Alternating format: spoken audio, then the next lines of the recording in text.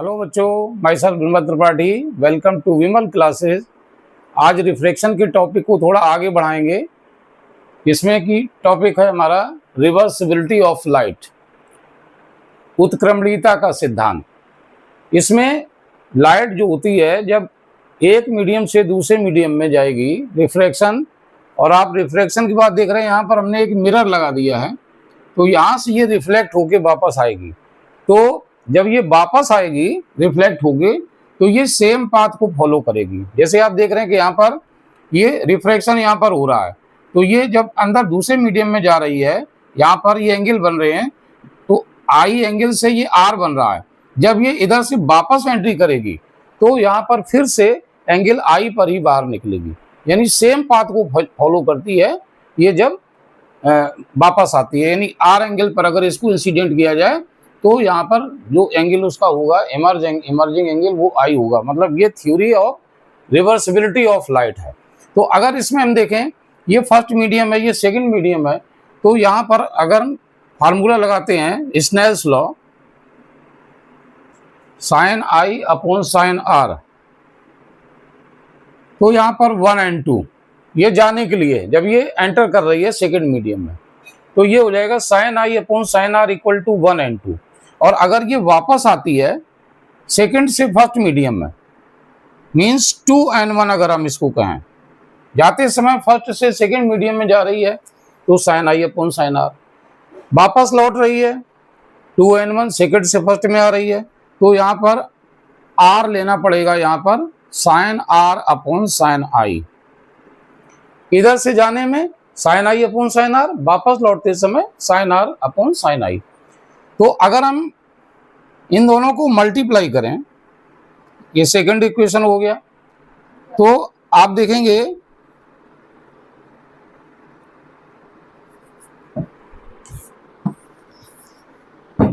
अगर दोनों को मल्टीप्लाई करें 1 and 2 इंटू 2 and 1, दोनों इक्वेशन को लेफ्ट और राइट को मल्टीप्लाई करें, तो ये हो जाएगा sine i upon sine r into sine r upon sine I.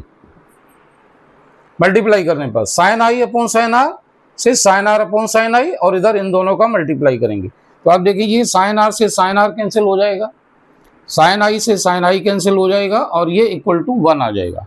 Means यहाँ पर 1 and 2 into 2 and 1 equal to 1 आया। फर्स्ट मीडियम से चल के सेकंड में गए, और सेकंड से फिर वापस फर्स्ट मीडियम में आ गए, तो ये पूरा एक साइकिल कंप्लीट हुआ। तो इसका आंसर हो गया 1। अगर हम यहाँ पर 2 and 1 निकालते हैं, तो ये हो जाएगा 1 upon 1 and 2। Refractive index of second medium with respect to first, refractive index of first medium with respect to second. तो अगर 2 and 1 को लिखना है, तो ये 1 अपॉन 1 and 2 इसको ऐसे लिखा जाएगा। इस तरीके से इन दोनों को, जैसे यहाँ पर अगर मैं एक मीडियम हमारा एयर है, अगर आप जैसे कहते हैं ए एंड जी, अगर फर्स्ट मीडियम ये एयर है और ये वाटर है, अगर हम यहाँ पर ए एंड डब्ल्यू कहते हैं, ए एंड डब्ल्यू आप जानते हैं 4/3 होता है। अगर हम यहाँ पर डब्ल्यू एन ए निकालना चाहें, तो डब्ल्यू एन इक्वल टू हो जाता है 1 अपॉन ए एन डब्ल्यू। जैसे इस कंडीशन के बाद A N W W N A, तो डब्ल्यू एन ए में 1 अपॉन ए एन डब्ल्यू जब करेंगे, तो ये 1 अपॉन 4/3 मीन्स 3/4 हो जाएगा। इस तरीके से ये रिवर्सिबिलिटी ऑफ लाइट है। अभी यहाँ पर हमने 2 मीडियम लिए थे, 2 से अधिक मीडियम अगर लिए जाएं, तब देखिए कि किस तरीके से इसका फॉर्मूला निकलता है।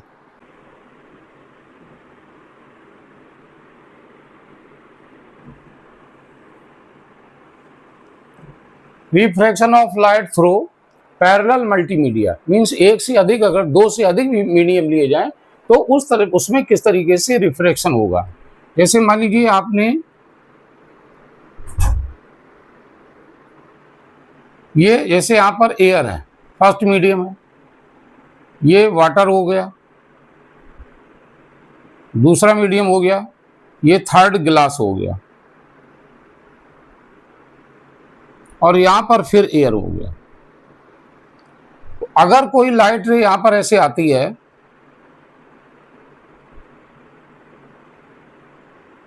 अगर हम यहाँ पर I1 लेते हैं, इंसिडेंट रे है ये, फिर ये यहाँ पर पहुंचेगी ऐसे, ये R1 हो गया,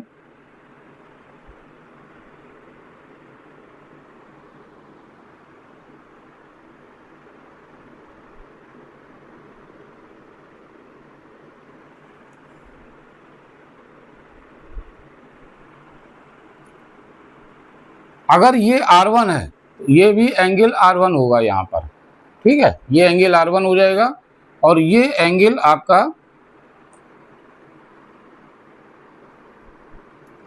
ये R2 है, छोटा बन रहा है, ये R2 होगा और ये I2 हो जाएगा, I1 बन जाएगा। ये हमारा जो होगा ये I1 की तरह ही होगा, यहाँ जो एंगल होगा ये I2 है लेकिन ये I1 के इक्वल हो जाएगा, ये वाला इसी के इक्वल हो जाएगा। तो अगर हम फर्स्ट केस में यहाँ पर देखते हैं 1 और 2, अगर फर्स्ट मीडियम से सेकेंड मीडियम में जा रहे हैं तो 1 और 2 इक्वल टू हो जाएगा sign I1 upon sine R1। ये फर्स्ट मीडियम वापस से आ गया है तो एंगल उतना ही हो जाएगा, जितने एंगल पर ये एंट्री कर रही थी उतना ही एंगल पर यहाँ पर आके निकलेगी। ये हो गया 1 और 2। इसके बाद हम 2 और 3, सेकंड मीडियम से थर्ड मीडियम में जा रहे हैं, 2 और 3, तो यहाँ से देखिए R1 से R2 में जा रहे हैं ये, क्योंकि ये एंगल I1 I2 जो I1 होगा ये वाला, ये एंगल इसके इक्वल हो जाएगा, तो ये हो जाएगा sign R1 upon sine R2। फिर 3n1 देखें, वापस आ रहे हैं 3n1 में sign R2 upon sign I1, फिर से सेम मीडियम है तो इसमें जो ये R2 होगा ये I1 के इक्वल ही हो जाएगा। अगर हम इन तीनों को मल्टीप्लाई करें तो देखें क्या बनेगा, first into second into third, ये हमारा फर्स्ट इक्वेशन हो गया, सेकेंड हो गया और ये थर्ड हो गया। अगर इन तीनों को मल्टीप्लाई करें तो क्या मिलेगा हमको, 1 और 2 इंटू 2 और 3 इंटू 3 और 1। अब यहाँ देखते हैं sine I1 upon R1 into sine R1 upon sine R2 into sine R2 upon sine ये I1।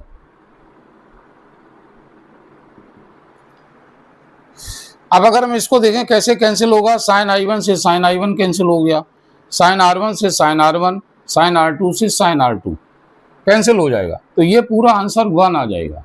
तो यहाँ पर फिर से देख रहे हैं कि हमको मिला 1 और 2 इंटू 2 और 3 इंटू 3 और 1 इक्वल टू 1 आ गया, 1 और 2 इंटू 2 और 3 इंटू 3 और 1 इक्वल टू 1। जैसे उसमें दो मीडियम का मल्टीप्लिकेशन ये 1 आया था रिवर्सिबिलिटी वाले में, उसी तरह यहाँ भी लास्ट में 1 आया, जहाँ से चले थे हम उसी मीडियम में वापस पहुँच गए, तो इसका आंसर हमारा 1 आता है। अब जैसे अगर हम मीडियम को देखें कि अगर 1 मीडियम हमारा एयर है तो अगर हम इसको देखें कैसे लिखेंगे,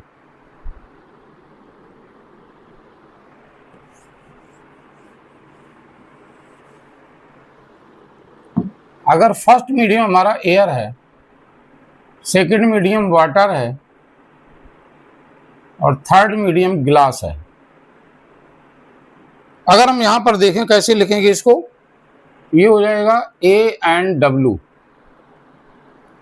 फिर हो जाएगा W एंड G, ग्लास में जा रहा है, और फिर है G एंड A, फिर एयर में आ गया इक्वल टू 1।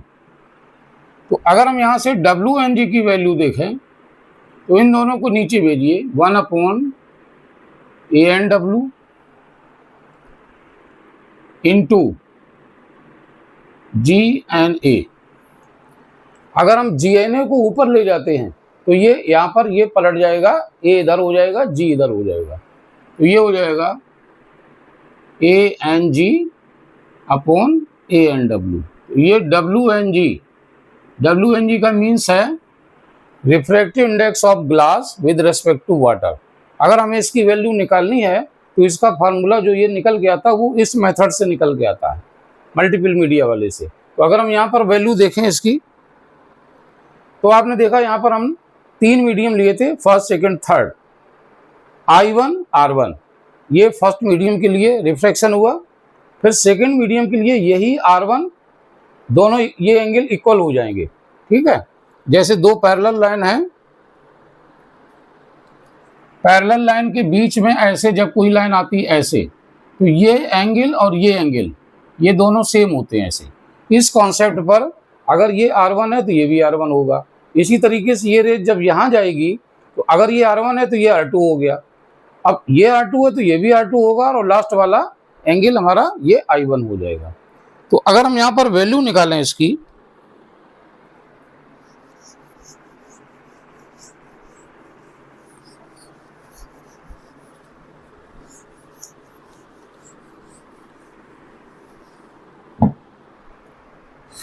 अब आप जानते हैं कि ANG जो होता है ये 3/2 होता है, और जो ANW है ये होता है 4/3।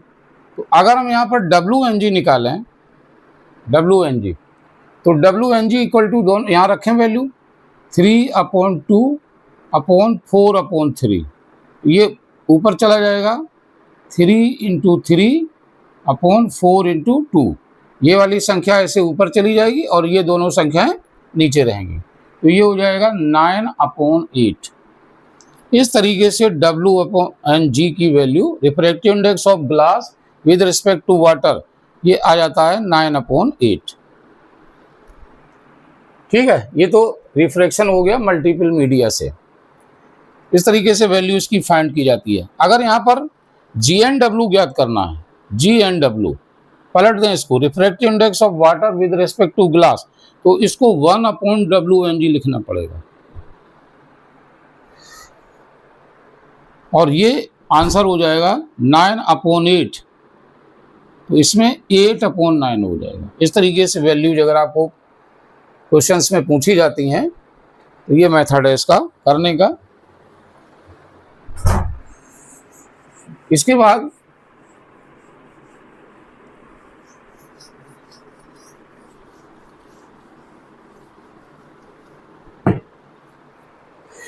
अब इसमें आता है रिफ्रैक्शन में क्रिटिकल एंगल, क्रांतिक कोण जिसको कहते हैं हिंदी में, क्रिटिकल एंगल। तो जैसा मैंने आपको बताया था कि जब लाइट डेंसर मीडियम से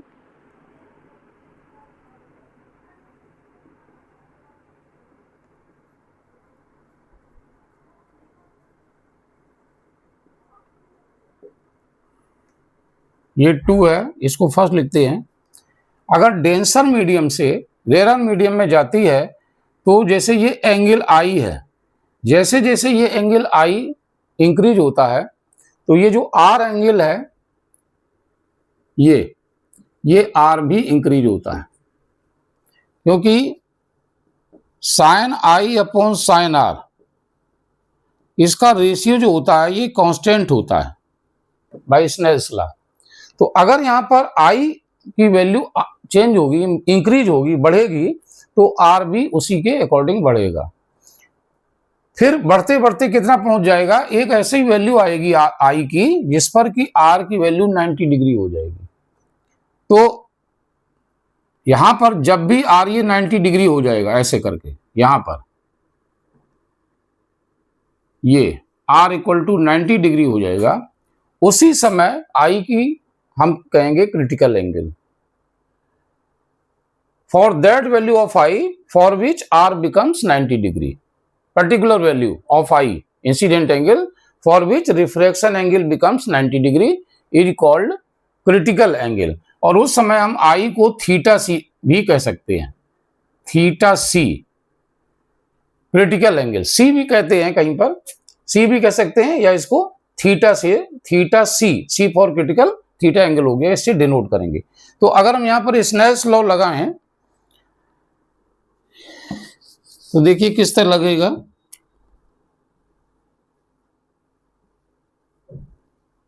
बाय स्नेल्स लॉ, देखिए सेकंड से फर्स्ट मीडियम में जा रही है, तो यहां पर 2n1 लिखना पड़ेगा। जहां से चल रही है उसको पहले लिखिए, जहां पहुंच रही है उसको बाद में लिखिए, 2n1।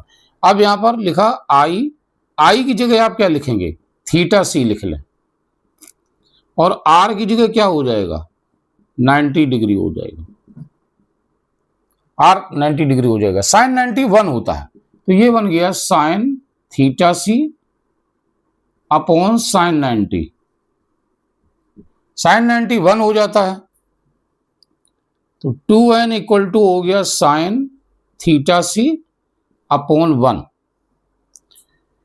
तो यहां से sine theta c equal to हो गया 2n1, और इसी को हम लिख सकते हैं 1 अपॉन 1n2। अगर इसको चेंज करें, नीचे ले जाएं, तो इसको ये इधर आ जाएगा, ये इधर चला जाएगा, 1 अपॉन 1n2। ये हमारा एंगल आ गया sine theta c equal to 1 upon 1n2। और अगर हम यहां पर थीटा सी केवल निकालते हैं तो साइन इनवर्स हो जाएगा, साइन इनवर्स 1 अपॉन 1n2। ये क्रिटिकल एंगल यहां पर आता है इस तरीके से। तो क्रिटिकल एंगल, जैसे अगर हम कहें एग्जाम्पल के लिए, critical angle water glass air के लिए देखें, for glass air interface, theta C जो होता है ये अबाउट टू 42 डिग्री हो जाता है। ग्लास, क्योंकि ग्लास से एयर में जाएगी, ग्लास डेंसर मीडियम में, एयर रेयर हो गया, तो for glass air interface, interface जो सरफेस है ये वाला रिफ्रैक्टिंग सरफेस, तो glass air interface theta c equal to 42 degree. अगर वाटर एयर रिफ्रैक्टिंग सरफेस है, वाटर के लिए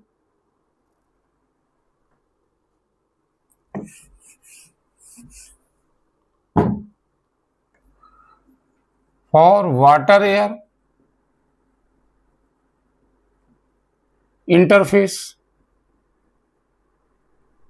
अगर वाटर से एयर में रे जा रही है तो उस समय क्रिटिकल एंगल जो होगा ये 48 डिग्री के अबाउट होता है, 48.2।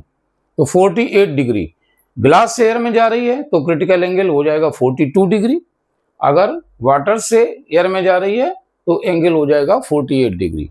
तो इस तरीके से क्रिटिकल एंगल को हम डिफाइन करते हैं कि जब भी कोई लाइट रे डेंसर से रेयर मीडियम में जाती है तो आई इंक्रीज होने पर आर भी इंक्रीज होता है, और आई के एक पर्टिकुलर वैल्यू के लिए आर की वैल्यू जब 90 हो जाती है उस समय आई को हम क्रिटिकल एंगल कहते हैं, और that value of I is called critical angle, it is denoted by theta C. तो यहाँ पर ये फॉर्मूला इसका निकल के आता है।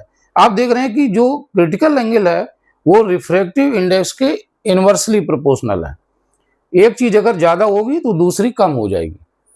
जैसे अगर हम देखें कि डायमंड है तो डायमंड का रिफ्रैक्टिव इंडेक्स जो होता है 2.4 के आसपास होता है, उसका क्रिटिकल एंगल छोटा हो जाता है। रिफ्रैक्टिव इंडेक्स ज्यादा होता है, क्रिटिकल एंगल ज्यादा हो जाता है। इसमें रिफ्रैक्टिव इंडेक्स कम, इसमें 24 डिग्री के करीब इसका क्रिटिकल एंगल होता है, उसके लिए छोटा हो जाएगा। डायमंड के लिए क्रिटिकल एंगल छोटा आता है, रिफ्रैक्टिव इंडेक्स ज्यादा होता है 2.42 के करीब, और इसकी वैल्यू 24 डिग्री के आसपास होती है। तो ये इनवर्स है इसमें।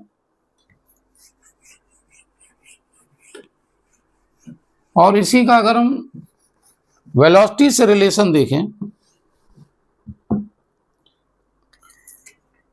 सिंपली अगर हम 1 and 2 को n से डिनोट करें, refractive index of second medium with respect to first अगर n से डिनोट करें, तो यहां पर sine theta c equal to 1/n आ जाएगा। सिंपल वे में अगर हम इसको इस तरह कहें तो sine theta c equal to 1/n। और आप जानते हैं बिकॉज n इक्वल टू होता है c/v, तो यहां पर अगर इसको रख दें तो sine theta c equal to 1/c/v तो हो जाएगा v/c। v is the velocity of light in the medium. तो इस तरीके से इसका हम वेलोसिटी अगर पता है तो भी पता किया जा सकता है इसको।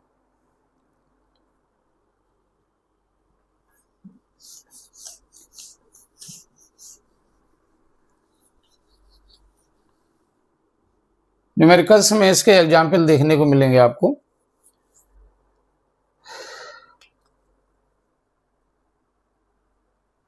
या तो एंगल आपको दिया जाएगा, ठीक है, उस समय आपको स्पीड या रिफ्रैक्टिव इंडेक्स आपसे पूछ लिया जाएगा। मान लीजिए if theta equal to theta c equal to हो जाए 45 डिग्री, क्रिटिकल एंगल 45 डिग्री दे दिया गया।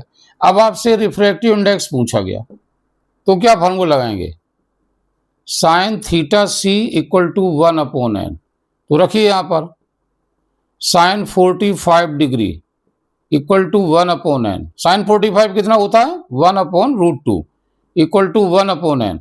अब आप देख सकते हैं दोनों ये सामने हैं, n इक्वल टू हो जाएगा √2। अगर कहा जाए कि किसी मीडियम के लिए रिफ्रैक्टिव इंडेक्स 45, ये क्रिटिकल एंगल 45 डिग्री है, उस मीडियम का रिफ्रैक्टिव इंडेक्स पता करिए, तो आप इस फार्मूले से देखें कि इस केस में n की वैल्यू √2 आ रही है, ठीक है। और यहीं से स्पीड भी पता की जा सकती है।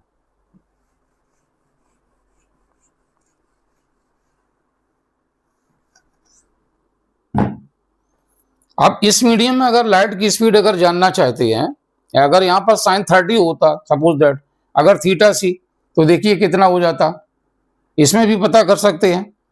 अगर थीटा सी यहां पर 30 डिग्री है तो साइन 30 लिखिए, sign 30 equal to 1/n। Sign 30 कितना होता है? 1/2। 1/2 इक्वल टू हो गया 1/n, तो यहां से हो गया n इक्वल टू 2 हो गया। अगर यहां पर उस मीडियम में कितनी स्पीड होगी लाइट की, n इक्वल टू c/v लगा दीजिए फार्मूला से, तो v इक्वल टू हो जाएगा c/n। c कितना होता है? 3 × 10⁸ और n कितना आ गया? 2। अब 2 से डिवाइड करिए तो ये v इक्वल टू हो गया 1.5 × 10⁸ मीटर पर सेकेंड। तो क्रिटिकल एंगल के हेल्प से, क्रिटिकल एंगल आपको दिया गया है, क्रिटिकल एंगल की हेल्प से आपने रिफ्रैक्टिव इंडेक्स पता किया, फिर रिफ्रैक्टिव इंडेक्स की हेल्प से आपने वेलोसिटी भी पता कर ली, उस मीडियम में लाइट की स्पीड कितनी होगी। ये दोनों फार्मूला कंटिन्यू आप यूज करके इस तरीके से हम वेलोसिटी भी पता कर लेते हैं। अब देखते हैं इसमें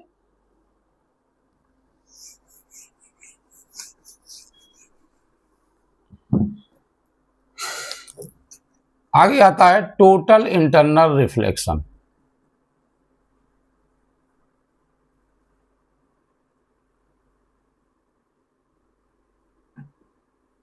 TIR,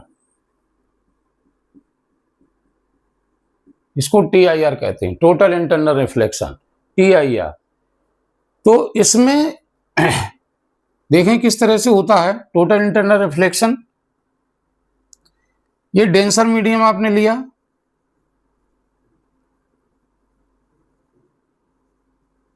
ये रेयर मीडियम,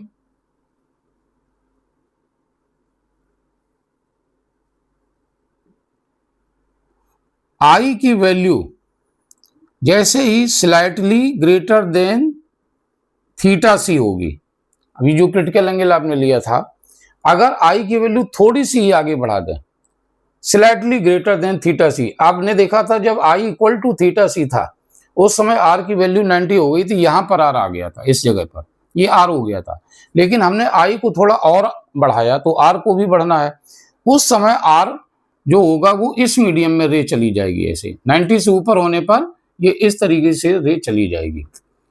तो सेम मीडियम में, जिस मीडियम में इंसिडेंट रे है उसी मीडियम में जो रे थी रिफ्रैक्टेड रे वो वापस लौट गई। तो अब यहाँ पर रिफ्रैक्शन ना होकर रिफ्लेक्शन होने लगा। कोई भी लाइट का पार्ट इधर सेकंड मीडियम में नहीं है, ये सेकंड ये फर्स्ट। अब इस मीडियम में कोई भी लाइट नहीं है, सारी की सारी लाइट रिफ्लेक्ट हो गए उसी पहले मीडियम में वापस चली गई जिसमें कि इंसिडेंट रे थी। इसीलिए इसको कहते हैं टोटल इंटरनल रिफ्लेक्शन।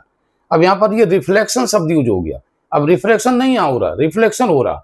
और रिफ्लेक्शन के केस में आई और आर इक्वल होते हैं, तो जितना भी ये आई होगा, जितना भी होगा इस समय उतना ही आर होगा। आई ग्रेटर देन थीटा सी है, लेकिन आई की कुछ तो वैल्यू होगी, तो जितनी वैल्यू आई की होगी उतना ही यहाँ पर आर हो जाएगा। तो ये टी आई आर है। आई की स्लाइटली थीटा, आई की वैल्यू थीटा सी से थोड़ा सा ही अधिक होने पर जो आर है ये 90 से अधिक हो जाएगा और जो रे है वो इसी सेम मीडियम में वापस लौट जाती है। तो इस इंसिडेंट को कहते हैं टोटल इंटरनल रिफ्लेक्शन। और इसके लिए जरूरी है दो कंडीशंस जरूरी हैं टोटल इंटरनल रिफ्लेक्शन के लिए। एक तो लाइट को डेंसर से रेयर मीडियम में जाना चाहिए, light ray must travel from denser to rare medium, ये पहली कंडीशन हो गई। और दूसरी कंडीशन ये है कि angle of incidence should be greater than critical angle. I की वैल्यू थीटा सी से बड़ी होनी चाहिए, angle of incidence should be greater than critical angle. ये दोनों कंडीशन रिक्वायर्ड है टोटल इंटरनल रिफ्लेक्शन के लिए। तो ये तो हो गया what is total internal reflection, तो आपने पहले ये बता दिया। फिर पूछा जाएगा what are the conditions required for total internal reflection, तो आप ये दो कंडीशन लिखेंगे जो अभी हमने आपको बताई। फिर इस पर आता है एग्जाम्पल कि आखिर कौन कौन से एग्जाम्पल हैं। तो टीआईआर के बहुत से एग्जाम्पल हैं, जिसमें इंपॉर्टेंट एग्जाम्पल की बात करें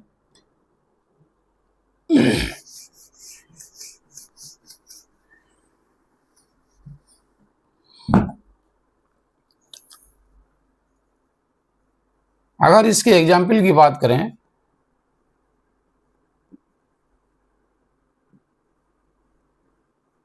ब्रिलियंसी ऑफ डायमंड। डायमंड जो इसमें चमक होती है, इसके अंदर ब्राइटनेस होती है, वो किसकी वजह से होती है। तो देखते हैं कि डायमंड जो होता है बहुत हार्ड होता है ये, और इसमें कई सरफेसेस ऐसे कट कर दी जाती हैं, ऐसे बहुत सी सरफेसेस इसमें कट की जाती हैं डायमंड में।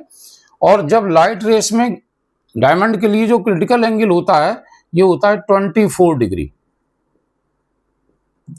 अब 24 डिग्री से 90 डिग्री के बीच में बहुत सारे इसमें ऑप्शंस हो सकते हैं। ये एंगल जो छोटा होता है ये बहुत एडवांटेज इसके लिए है, मल्टी रिफ्लेक्शन के लिए बहुत एडवांटेजियस है ये। तो अगर कोई लाइट रे इसमें जाके ऐसे गिरती है, मान लीजिए लाइट रे इसमें ऐसे जा रही है, ये लाइट रे अब यहां से ये ऐसे पहुंची यहां पर, तो इस वाले सरफेस पर अगर आई यहां पर ग्रेटर देन थीटा सी हो जाए, इस सरफेस पर आई ग्रेटर देन थीटा सी हो जाए, तो ये जो रे है ये बाहर नहीं निकल पाएगी, ये फिर अंदर लौट आएगी, यहां पर टीआईआर हो जाएगा। तो ये लौट के दूसरे सरफेस पर कहीं आके ऐसे स्ट्राइक करेगी। अब यहां फिर आप देखें कि अगर ऐसी कटिंग की गई है कि यहां पर फिर आई ग्रेटर देन थीटा सी हो जाए इस सरफेस पर, तो अब ये फिर से वापस नहीं बाहर नहीं निकल पाएगी, यानी रिफ्लेक्शन फिर होगा। एक रिफ्लेक्शन यहाँ हुआ, एक यहाँ हुआ, हर सरफेस पर रिफ्लेक्शन होते हुए लास्ट में कहीं पर एक जगह आई लेस देन थीटा सी करना पड़ेगा ताकि वो जो रे है वो बाहर निकल सके किसी एक जगह पर। तो ऐसे करते हुए बहुत सारे रिफ्लेक्शंस इसमें ऐसे मिलते हैं, जैसे यहाँ पर आ गई, फिर आपने कर दिया, लास्ट में कहीं पर इमर्ज करना है तो आई लेस देन सी कर दीजिए, तब ये जाके बाहर ऐसे निकल पाएगी। तो यहाँ पर मल्टी रिफ्लेक्शंस होते हैं लाइट के, जो टीआईआर जिसको कहते हैं टोटल इंटरनल रिफ्लेक्शन। बाहर नहीं निकल पा रही लाइट, लास्ट में जाके बाहर निकल रही है, ठीक है। यहाँ जैसे आई, अब यहाँ पर आपने क्या किया, आई लेस देन सी कर थीटा सी कर दिया, अब ये मान लीजिए ऐसे बाहर निकलेगी, किसी भी एक डायरेक्शन में बाहर निकलेगी। अब इसको जो ऑब्जर्वर देखेगा तो उसको लगेगा कि ये अंदर इसमें बहुत ही ब्राइटनेस है, बहुत ब्राइटनेस इसके अंदर रहती है, ब्रिलियंसी रहती है, चमक बहुत होती है हीरे के अंदर। तो हीरे की जो चमक है, एक तो ये TIR की वजह से, मतलब इसमें कोई लाइट का सोर्स नहीं रखा होता। ऐसा लगता है, कोई भ्रम होता है कि लाइट का अंदर कोई बहुत इंटेंसिटी वाला, हाई इंटेंसिटी वाला सोर्स रखा है, जिसकी वजह से ये लाइट हमको यहाँ पर चमकती नजर आती है। हीरा बहुत ही चमकता है, ग्लो करता है, लेकिन एक्चुअल में उसका रीजन क्या है कि उसमें मल्टी रिफ्लेक्शंस होते हैं लाइट के, जिसकी वजह से वहां पर चमक उत्पन्न होती है और बाद में किसी एक सरफेस से लाइट निकलती है उसमें। तो उसकी सरफेस को जितना ज़्यादा अच्छे ढंग से कट किया जा सके, ये डिपेंड करता है कि हीरे में किस तरह से कटिंग की गई है। जितनी ज़्यादा सरफेसेस होंगी कटिंग वाली, उतनी ही ज़्यादा रिफ्लेक्शंस होंगे, जितने ज़्यादा रिफ्लेक्शंस होंगे उतनी ही ज़्यादा उसमें चमक होगी और उतनी ही उसकी सुंदरता बढ़ेगी और कॉस्ट भी बढ़ेगी। ठीक है, तो इस तरीके से TIR का रोल यहाँ पर डायमंड के केस में होता है। दूसरा देखें,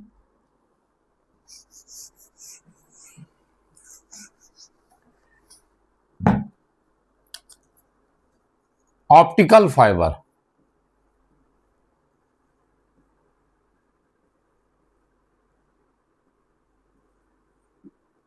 ऑप्टिकल फाइबर, इसमें TIR के प्रिंसिपल पर ये डिवाइस है जो वर्क करती है। It is a device which works on the principle of TIR, total internal reflection के प्रिंसिपल पर ये डिवाइस काम करती है। और ये फाइबर है, ऑप्टिकल फाइबर है ये, और इसका जो यूज है वो लाइट सिग्नल को एक जगह से दूसरी जगह तक ले जाने में with a little loss of energy, energy बहुत कम इसमें खर्च होती है और सिग्नल को लॉन्ग डिस्टेंस में ट्रेवल किया जा सकता है, इसको भेजा जा सकता है। तो ये ऑप्टिकल फाइबर में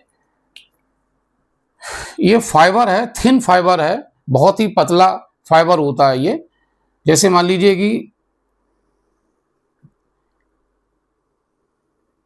अब यहाँ पर जो अंदर का सरफेस है ये, और इस पर हमने यहाँ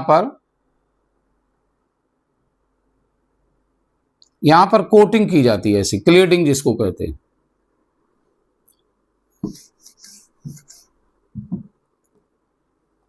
ये सिलिंड्रिकल पाइप है इस तरीके से,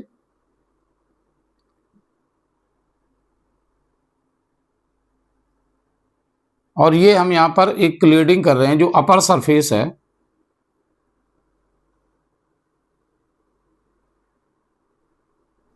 ये पार्ट,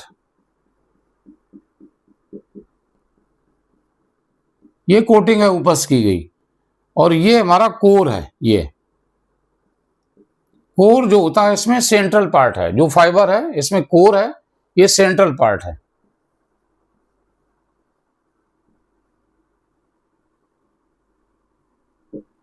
और ये अपर जो पार्ट है ये क्लेडिंग यहां पर की गई है। अब इसमें जो रिफ्रैक्टिव इंडेक्स लिया जाता है, जैसे आपने यहाँ पर एक रिफ्रैक्टिव इंडेक्स N1 लिया और यहाँ पर N2 लिया, तो जो N2 है यहाँ पर लेस देन N1 होगा, ये रिफ्रैक्टिव इंडेक्स ज़्यादा होता है। N1 ग्रेटर देन N2 होता है, मतलब ये डेंसर होता है और ये रेयरर होता है। तो जब लाइट रे इसमें ऐसे पास करेगी, जैसे ये लाइट रे ऐसे जा रही है, तो ये जाके जब इसमें यहाँ पर कहीं ऐसे स्ट्राइक करती है तो ये बाहर नहीं जा पाती है, क्योंकि ये है डेंसर मीडियम, ये है रेयर मीडियम। तो जब ये इसमें पहुंचेगी तो डेंसर से आई ग्रेटर देन यहाँ पर थीटा सी हो जाएगा, इस पॉइंट पर आई ग्रेटर देन थीटा सी हो जाएगा। तो जब थीटा सी हो जाएगा तो ऐसी स्थिति में ये बाहर ना जाके ऐसे लौट आएगी, वापस लौट आएगी, दूसरे सरफेस पर स्ट्राइक करेगी। अब दूसरे सरफेस पर फिर यहाँ पर आई ग्रेटर देन थीटा सी हो जाएगा, ये भी नहीं जा पाएगी यहाँ पर। इस तरह से यहाँ पर मल्टी रिफ्लेक्शंस होंगी, यहाँ पहुंची तो यहाँ पर भी वही केस हो गया, आई ग्रेटर देन थीटा सी हो गया, फिर यहाँ पर नहीं निकल पाएगी, लास्ट में जाके ये अपने लास्ट वाले सिरे में फिर आई लेस देन जब थीटा सी हो जाएगा तब ये बाहर निकलेगी। तो इसमें लाइट आप देख रहे हैं जो ट्रेवल करेगी रिफ्लेक्शंस के द्वारा, इसमें TIR बार बार होता है। तो लाइट सिग्नल को one place to another place very long distance के लिए इसको भेजा जा सकता है। जो इलेक्ट्रिकल सिग्नल है उसको लाइट सिग्नल में कन्वर्ट करके बहुत ही दूर के स्थानों में इसको भेजा जा सकता है with the little loss of energy. ठीक है, तो ये कोर है, सेंट्रल पार्ट कोर है, इसका रिफ्रैक्टिव इंडेक्स और ये जो क्लेडिंग की गई ऊपर कोटिंग, इसका रिफ्रैक्टिव इंडेक्स कम होगा हमेशा, इसका ज़्यादा होगा। और ये बहुत ही थिन सिलिंड्रिकल पाइप होता है। अगर इसके बहुत सारे पाइप इतने पतले पतले ऑप्टिकल फाइबर मिला लिए जाएं तो ये लाइट पाइप बन जाता है। और इसका बहुत यूज है। यूज किस में है? टेलीकम्युनिकेशन में इसका यूज है। सिग्नल्स को भेजना है तो पहले जो टेलीफोनिंग वायर होते थे उसमें केबल लिमिटेड कनेक्शंस होते थे, केबल में सिग्नल को भेजना होता था। अब उसमें एक स्ट्रेंथ रहती थी कि भाई इतने कनेक्शन दिए जा सकते हैं, चाहिए सभी को चाहिए। लेकिन ऑप्टिकल फाइबर की वजह से ये बहुत ही बारीक होते हैं। एक केबल में हजारों लाखों की संख्या में फाइबर आ जाते हैं और उस सबके ऊपर सिग्नल, सब में चलेगा सिग्नल, तो एक सिग्नल की स्ट्रेंथ और संख्या बढ़ाई जा सकती है। ठीक है, तो कम्युनिकेशन में ये बहुत ज़्यादा यूजफुल है। दूसरी चीज़ कि इसमें जो एनर्जी जाती है ट्रांसफर होके, जो सिग्नल जाता है वो सिग्नल वीक नहीं होता है लॉन्ग डिस्टेंस तक, क्योंकि कहीं एनर्जी इसमें लॉस नहीं होती है। जो यहाँ पर ऑडियो दी गई है वो लास्ट में भी ऑडियो उतनी ही साफ आएगी, चाहे जितनी दूर पहुंच जाए। जो भी यहाँ पर बोला गया है वो आगे उतना ही हमको अच्छा सुनाई पड़ेगा, क्योंकि एनर्जी यहाँ पर लॉस नहीं हो रही है। तो ये दूसरी चीज़ कि डाटा, हमारा जो डेटा है नेटवर्क वाला, इंटरनेट वाला, वो भी इसी से भेजा जाता है। आप कहीं अदर कंट्री से, अमेरिका से देखिए, मुंबई में आना, समुद्र के अंदर ये फाइबर्स केबल पूरी पड़ी होती हैं, तो वहाँ से डेटा भेजा जाता है अपने इंडिया में, मुंबई से फिर अदर सिटीज़ में, हर जगह केबल फैली पड़ी हैं। तो इसमें डेटा ट्रांसफर में ऑप्टिकल फाइबर का यूज है। ठीक है, एक और देख सकते हैं कि इसका ऑप्टिकल फाइबर का यूज होता है इंडोस्कोपी में, मेडिकल साइंस में। तो मेडिकल साइंस में इंडोस्कोपी, जो हमें अंदर के पार्ट को देखना है बॉडी में, तो अल्ट्रासाउंड, जैसे आप लीवर में अल्ट्रासाउंड वगैरह ऊपर कराया जाता है, तो अल्ट्रासाउंड से अंदर की बहुत सारी चीज़ें पता नहीं चल पाती हैं, ऊपर की चीज़ें पता चल पाती। लेकिन अगर अंदर कोई डैमेज है तो वो चीज़ें अल्ट्रासाउंड से क्लियर नहीं होती, तो इंडोस्कोपी की जाती है। तो इंडोस्कोपी में 2 वायर होते हैं, 2 वायर यूज किए जाते हैं और उसमें एक वायर से सिग्नल को भेजा जाता है, वो अंदर लाइट डालता है अंदर के पार्ट में, वहाँ से लाइट रिफ्लेक्ट होकर दूसरे वायर से वापस, बहुत पतले पतले वायर होते हैं, उसमें कैमरा लगा होता है, वो अंदर ऐसे जाते हैं। ठीक है, और उसमें जो वायर है उसका निकाल के बाहर कनेक्शन मॉनिटर पर दे दिया जाता है। तो जो रिफ्लेक्शंस अंदर वायर से लाइट गई, लाइट भेजी गई, लाइट अंदर स्ट्राइक की अंदर शरीर के हिस्सों में, वहां से रिफ्लेक्शन मिला, उसकी इमेज बनी, वो इमेज ट्रांसफर होकर दूसरे वायर के द्वारा मॉनिटर पर पहुंच जाती है। तो मॉनिटर पर फोटोग्राफ आ जाते हैं। तो अंदर अगर कोई चीज घाव है या कोई चीज अंदर फंसी हुई है, ठीक है, तो वो सारी इमेज उसमें आ जाते हैं, जिससे हमें पता चल जाता है कि हमारी इंटेस्टाइन में या लीवर में या अंदर का जो ये पार्ट है, इसमें कहीं पर भी जो रुकावट है, ठीक है, वो सारी इमेज यहाँ पर आ जाएंगे, उसके आधार पर ट्रीटमेंट उसका किया जा सकता है। तो इस तरीके से इंडोस्कोपी में ऑप्टिकल फाइबर का बहुत अच्छा यूज है। टेलीकम्युनिकेशन में तो रिवॉल्यूशन आ गया जब से ऑप्टिकल फाइबर का इन्वेंशन हुआ। पहले तो बहुत ही दिक्कत थी। नेटवर्किंग, इंटरनेट की पूरी आप देखिए, पूरा फाइबर, ऑप्टिकल फाइबर से ही चलता है। तो बहुत ही ज़्यादा यूजफुल है। और ये सब कुछ क्यों होता है? क्योंकि इसमें TIR होता है। TIR, टोटल इंटरनल रिफ्लेक्शन का आप देख सकते हैं कितना बड़ा यूज यहाँ पर है, देखने को मिलता है। डायमंड के केस में आपको बताया, उसमें भी जितनी ज़्यादा TIR करा लो उतना ज़्यादा उसमें ब्रिलियंसी आ जाती है। ऑप्टिकल फाइबर का बताया, इसके अलावा जो आपको बताया इंडोस्कोपी में इसका यूज है। ठीक है, तो ये आपका हो गया टोटल इंटरनल रिफ्लेक्शन। तो इसके बाद हम और आगे इसमें नेक्स्ट डे आपको बताएंगे, इतनी आगे का टॉपिक जो बताया जाएगा। और इसमें इसमें बोर्ड के सारी थियोरेटिकल पार्ट को, न्यूमेरिकल पार्ट को कवर किया जाएगा।